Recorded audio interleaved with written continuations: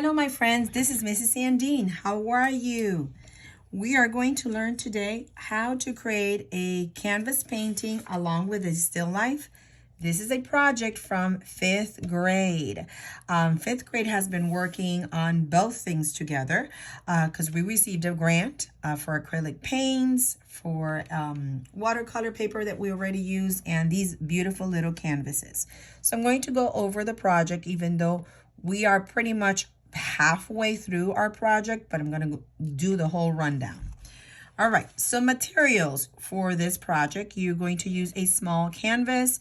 This one is 6 by 8 inches, but you can use a smaller one or larger one, or even a sturdy paper at home. We are using US and class acrylic paint. For the grant, a brush, a permanent marker, and you need pattern ideas. Yes, you know that I love patterns. And the pattern ideas that we're getting from is from the artist Romero Britto, the Brazilian artist that lives in Miami, and his artwork is based on patterns and images of popular culture. Okay, so then, let me move this away. Yeah. So my students, what they've been doing, I'm going to show you another example. What they have been doing is they have been painting their canvases. So this is a canvas sample that I just painted. These are acrylic paints. This is a brand that I use, Apple Barrel, which really I love, and that's what I order for the grant. And this is what acrylic paint looks like. And then remember, acrylic paint is not watercolors, so you do require to clean that brush, wash that brush and dry it so you can use the paint and it's not watering. Okay, now when I'm just touching it to see, so when your acrylic paint is all dry, I'm just going to show you this side because this side is wet. I do tell the kids in the class, do not use the permanent markers with a wet paint. So the first thing I'm telling my students, and then you can do this in home as well, is you're going to trace over the divided areas. Why? The artist Brito does this, and it makes a nice effect. So you trace the areas, right? After you trace the areas, you decide what type of pattern you want on the zone or the area. And you can leave one part blank.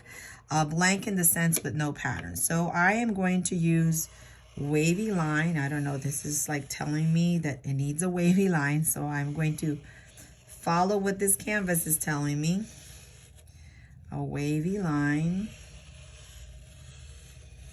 And if your marker dries, you might have to put the top on that marker and wait a little while. Don't throw it away. It might need just a break. Okay, so then of course when all the sections are done, then you are using your permanent marker, but these are a little wet, so I'm going to put this on the side and show you one that is complete. See, this one here has 4 sections. That's what I wanted, 4 sections, and all of them have a different pattern. Now if you love the same pattern, you can do the same pattern, no big deal. Okay, so once your canvas is done, boom, it's dry, you're going to go to the next step. The next step is that you're going to make a collage on top. The materials you're going to be using is colorful paper or drawings, and I'm putting colorful paper because at home you might have something else. I will have bits of construction paper and scrapbook paper. You can use a pencil, a marker also to go over later on, and scissors and glue, pretty much. Okay, so this week here, my 5th graders will be going into the collage part of the still life. Still life, by the way, is an arrangement of objects, not animated, and they mostly overlap. Okay, so these are the little objects that I had before to show you. This is like a little bowl with things, a cylinder which could be a vase. I had a Stanley cup. I had a little bowl and a pretend little, I don't know, yarn. They could be, or maybe a strange looking blueberry. Yep. And then this one here that looks like like a bowl with a spoon. Let me put my spoon here. Slide it in. Something like this. Okay. All right. So let's show you how to do these things, because you're like, wait a minute, Miss Sandine, I don't know how to do this. It's okay. You can use a pencil to start, but if you feel confident enough, you can go ahead and straight use a marker, but if not, just use a pencil. All right. Save yourself time.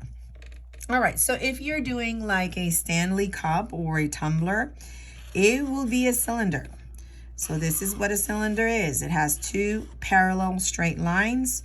Then it has a little narrow part in the bottom. Not all tumblers are like that, by the way. Some of them are just plain straight.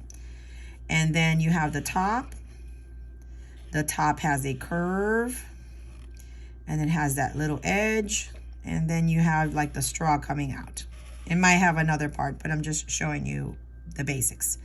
And then, of course, you have a handle. Yes, your tumbler needs a handle.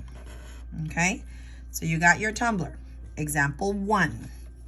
If you're doing a bowl, two slightly curved lines, slightly. And this part could be straight or curve. So if you want to curve, you can curve it slightly. And then on the opening, you can do this and have a bowl.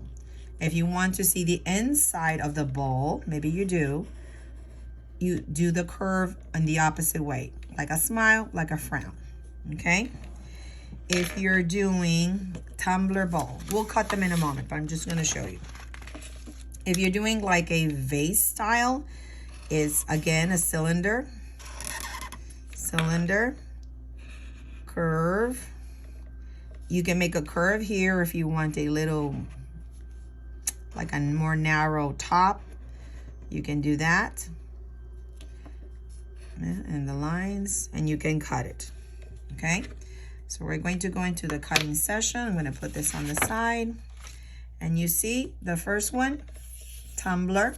You can design it later if you want to, or before you cut it.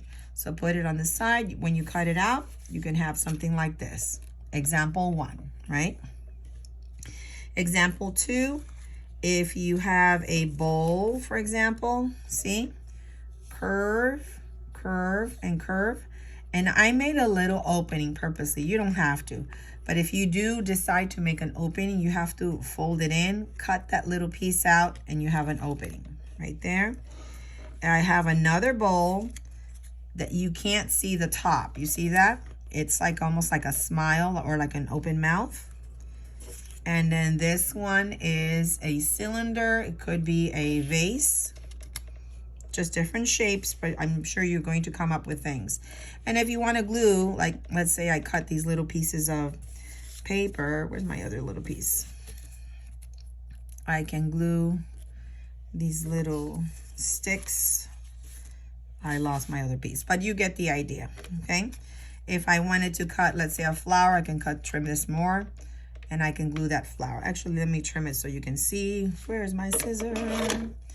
All right, so this is from scrapbook paper, so I can cut it. See, cut it out, and then I can glue it. Boom. All right. Now, I do suggest you not to glue anything until you're sure what you want or how you want it, okay?